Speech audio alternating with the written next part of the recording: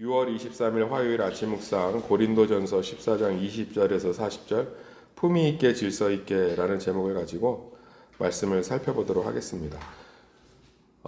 교회는 예수 그리스도가 주인이 될 때 가장 많은 능력과 축복이 성도들의 삶에 일어나는 줄 믿습니다. 그러니까 교회라는 특징은 예수 그리스도가 주인이 되시고 왕이 되시고 남편이 되시고 아버지가 되실 때 교회와 그 권속들, 우리 성도들은 가장 안전하고 행복을 누리는 줄 믿습니다. 교회에 그리스도가 살아계시고 그리스도가 교회를 축복하시는 것을 하나님 스스로, 예수 그리스도 스스로 증명하시기 위해서 다양한 은사를 주십니다. 그런데 오늘 고린도 교회에서는 방언이라는 은사가 아주 특별한 사람들로 여겨지는 통로가 됐던 것 같아요. 그러니까 사람들이 원래 하나님이 다양한 은사를 주세요. 섬김의 은사도 있고 사랑의 은사도 있고 영분별의 은사도 있고 통역의 은사도 있고 선교의 은사도 있고 구제의 은사도 있고 말씀을 해석하는 은사도 있고 말씀을 동역하는 은사도 있고 여러 가지 은사가 있는데 그런 은사들은 보면 다 티가 안 나죠. 그리고 이 당시는 종교가 지배하는 사회니까 신이 이 사람과 얼마나 함께하느냐가 굉장히 중요한 사회적 명예예요. 그러니까 지금은 이 사람이 어디 대학을 나오고 어느 정도의 연봉과 어느 기업에 다니냐가 사회적 명예잖아요. 그렇죠? 사위 뭐해? 아이 뭐 별거 없어. 사위 뭐 하냐고. 아 그냥 뭐 의사야. 성형외과. 그러면 와 이렇게 되는 거죠. 그 사람의 지위나 직업이나 소득이 그 사람의 명예를 증명하는데 이 당시는 지금과 같은 세속 사회가 아니에요. 종교가 지배하는 사회니까 어때요? 신이 나하고 얼마나 함께하느냐가 되게 중요한 명예예요. 근데 그것이 방언이라는 것을 통해서 굉장히 분명하게 드러나죠. 자, 요리를 잘해요. 그래서 교인들이 성찬에 참여하는 게 즐겁습니다. 티가 안 나죠. 신이 함께하는 것이. 자, 어떤 사람은 안내를 잘 써요. 그래서 고린도 교회 안내 이렇게 서면서 친절하게 안내합니다. 근데 신이 함께한다는 느낌은 안 들잖아요. 그런데 방언을 하면 신이 함께 하잖아요. 목사 예언도 있잖아요. 아까도 얘기했지만 이 당시 성경이 있었어요? 없었어요? 없었어요. 그래서 이 예언하는 사람들의 예언이 별말이 없었다고. 우리처럼 이번 달에 숫자 4 들어간 거 조심해야 돼. 이런 예언이 아니라니까요. 이 사람들 성경을 대신해서 말하는 예언이어서 이것도 별반 티가 안 나요. 성경이 특별한 게 있어요? 없어요? 없잖아요. 그러니까 항상 하는 말이 비슷하다고. 예언받은 사람들이. 그러니까 이 사람들도 티가 잘 안 나. 근데 방언은 딱 어때요? 신이 임했다라는 게 보이잖아. 기도하다가 갑자기 알랄랄랄랄랄랄랄 막 하니까 그러니까 그 사람들이 교회에서 조금 이게 좀 멋있게 보이기 시작했고 그 멋있게 보이는 것이 이 사람들에게 우쭐댐이 됐던 것 같아요. 교회도 마찬가지입니다. 다양한 은사들로 말미암아 멋있어 보이는 사람들이 생겨요. 근데 그걸 내버려 두지. 기업이나 학교나 세상은 능력 있고 멋있는 사람을 세워가잖아요. 그런데 왜 그렇게 교회는 사도 바울은 그런 사람들 보고 잠잠하라고 얘기했을까? 여자들도 마찬가지예요. 여자들한테 뭐라고 한 게 아니라 이 당시는 여자들이 아무 말도 못했어요. 그런 시대죠. 얼마나 오래된 얘기예요. 계급사회, 봉건사회인데. 근데 교회 안에서 예수 그리스도 안에서 형제자매가 되니까 여자들이 발언을 막 하기 시작했단 말이에요. 그런데 사도 바울이 세상이 볼 때 덕을 위해서 침묵하라고 얘기합니다. 그러니까 뭘 그렇게 가만히 좀 두지. 어떤 분이 저한테 그래요. 목사님 그런 것까지 신경 쓰시지 마세요. 저는 신경 쓸 거예요. 왜냐고요? 저에게는 원칙이 하나 있습니다. 이 고린도 교회 원칙. 교회는 참 힘들고 어려울 정도로 사람이 아니라 그리스도가 드러날 때 온전히 교회는 축복 가운데 있는 줄 믿습니다. 사람이 왜 불행해졌죠? 따라합시다. 하나님을 떠나 삶으로. 예수 그리스도가 오심으로 무엇을 회복하셨죠? 첫 아담이 실패해서 하나님을 떠나 사는 것을 그 사이에 있는 죄의 벽을 해결하심으로 하나님과 우리를 연합하게 만드신 줄 믿습니다.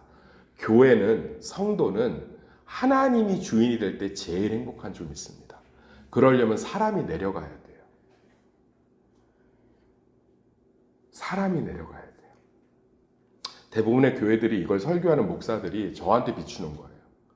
목사들이 이걸 본인의 고린도 전후서를 얼마나 많이 설교하겠어요.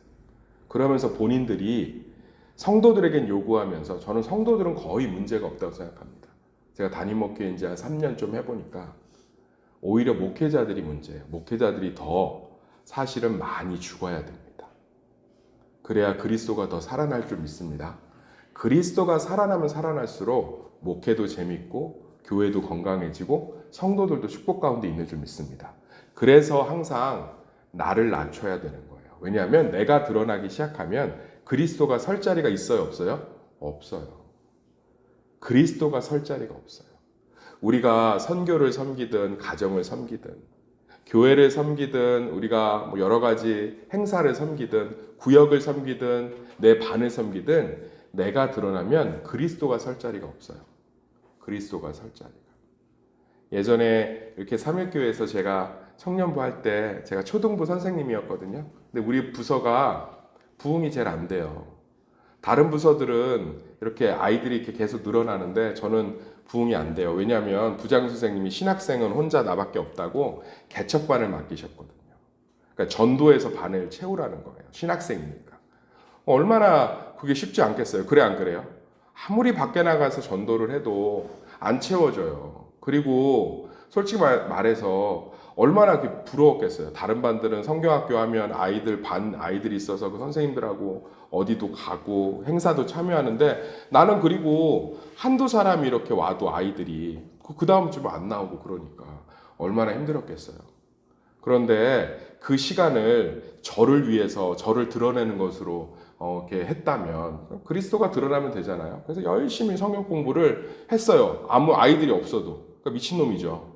제가 배정받은 교실이 있거든요. 거기 아이들이 한 명도 없어도 그냥 그 주에 제가 성경 공부해야 될 것들은 공과 공부 열심히 가르쳤습니다. 그런데 그때 이름도 잊혀지지 않아요. 이해실 그 집사님이라고 어린이 전도의 대가래요. 그분이 이렇게 스카웃이 돼서 왔어요. 교회가 크니까. 그분이 오셔서 딱 오시자마자 담임 목사님하고 부서 전도사님하고 합의를 본 거예요. 제가 전도를 해오면 이렇게 학년별로 분배하지 마시고 제가 좀 이렇게 보면서 선생님 하나를 택하고 싶습니다. 공과 공부 시간을 다 들어가서 해주시면 제가 열심히 한번 전도해 보겠습니다. 담임 목사님 그렇게 하라고 그랬죠.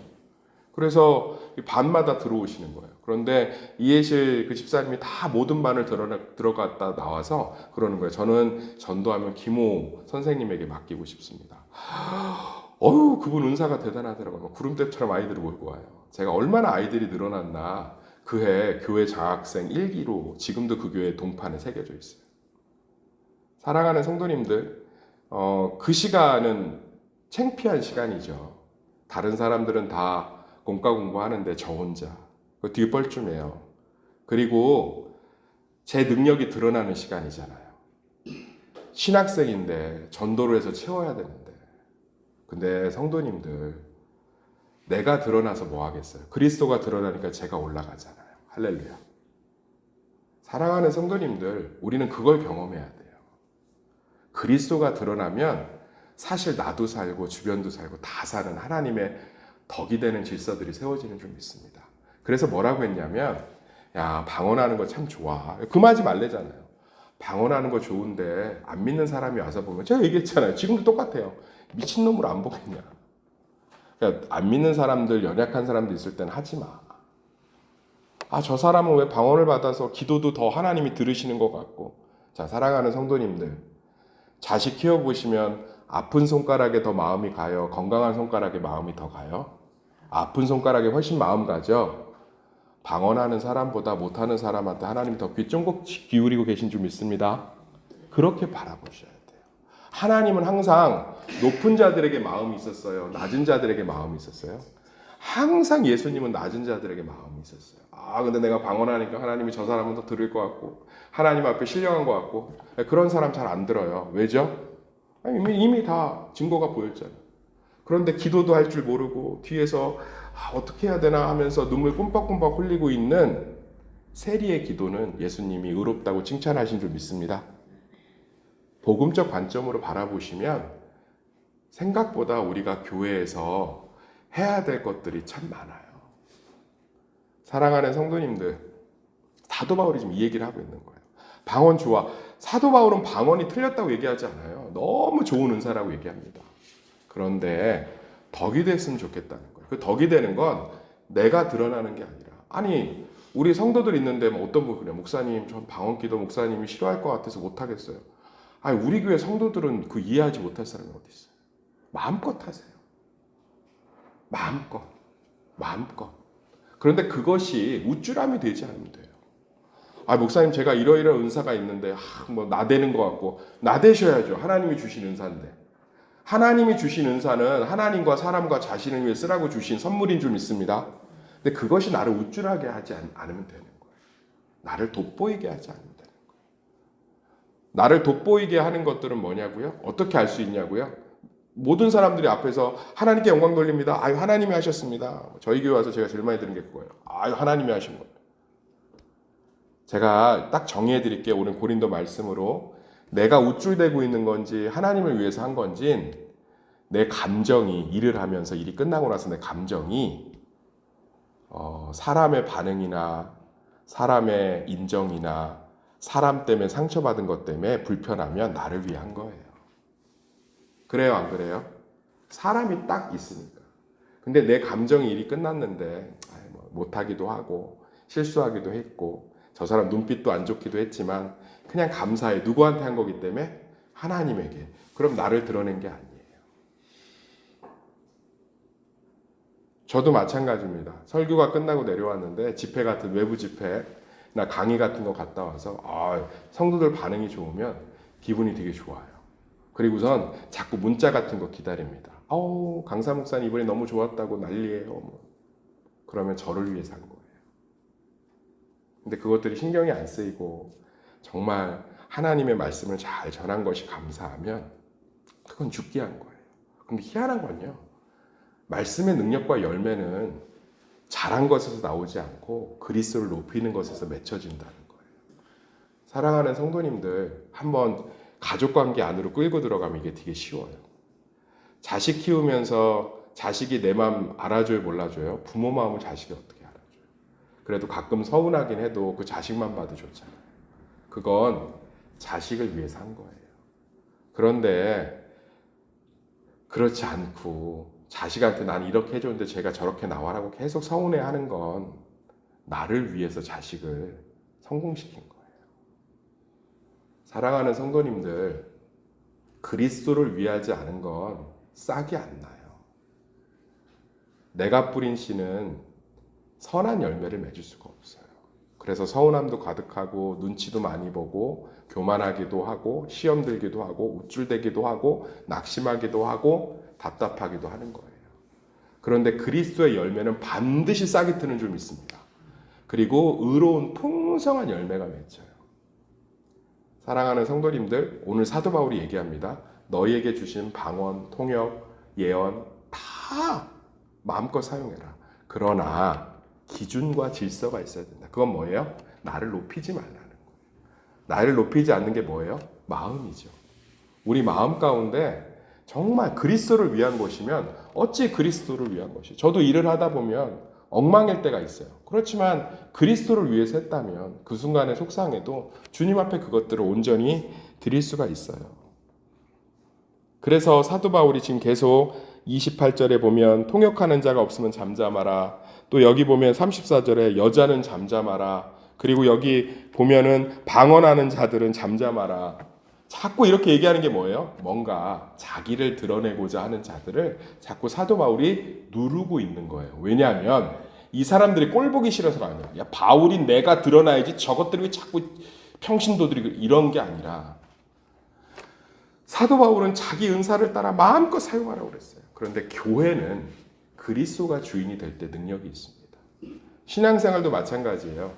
내가 주인이 되면 능력이 없어요. 아까도 얘기했어요. 이제 우리 한번 제가 퀴즈 내고 말씀 마칠게요. 한번 맞춰보세요. 이게 지금 내가 주인인지 아니면 하나님이 주인인지 알 수 있는 방법 뭐가 있을까요? 똑같이 내 감정을 좌지우지하는 게 뭔지를 보시면 돼요. 남편이 아침에 뱉고 나간 말이 잠깐은 기분 나빠도 하루 종일 나를 기분 나쁘게 하면 이미 하나님이 아니라 남편을 따라가고 있는 거예요. 남편도 사람인데 맺는 열매가 뭐겠어요?